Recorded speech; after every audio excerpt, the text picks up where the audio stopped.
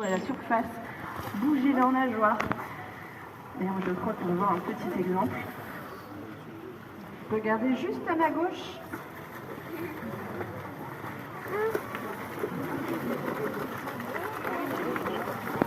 Oh, c'est juste magnifique. Oh, c'est trop beau. Du jeu, et ensuite ce qui va prendre une grande partie de leur journée, et surtout en ce moment vu que l'eau se réchauffe, qui fait un petit peu travailler les hormones, et bien c'est la parade. La parade, alors principalement des mâles pour impressionner les femelles et accéder à la reproduction, mais parfois les femelles paradent aussi.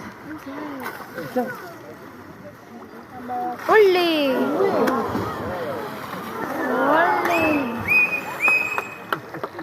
Donc voilà un exemple de comportement de parade. Donc ça c'est dans le cas où tout se passe bien. On va aussi avoir des bagarres entre mâles pour accéder aux femelles. Et les bagarres, ça va passer par trois différentes choses. Alors ça peut passer notamment par la nageoire caudale qui est très puissante, c'est la nageoire arrière. Donc ils peuvent se donner des gros coups de nageoire.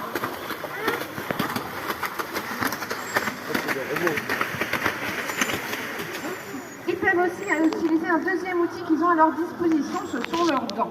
Leurs dents, ils en ont environ 88, donc quand ils se bagarrent, ils vont utiliser les dents. Ils vont aussi, par exemple, utiliser les dents pour jouer, ou même la maman, quand elle est du club bébé, eh bien, elle va utiliser ses dents.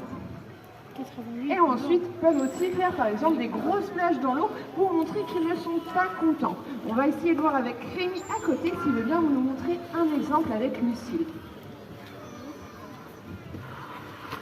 Regardez là où il va lancer le glaçon.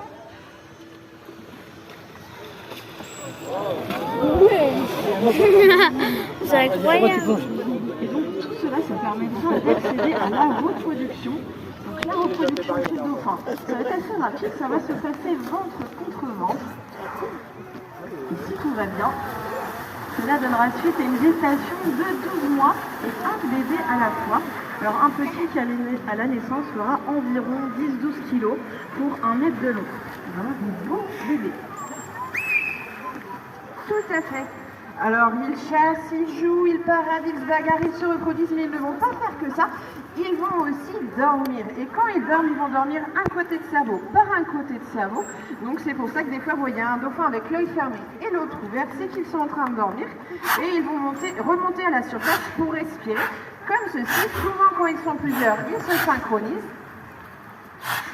Donc, le petit trou au-dessus de la tête pour respirer, ça s'appelle un évent chez le dauphin.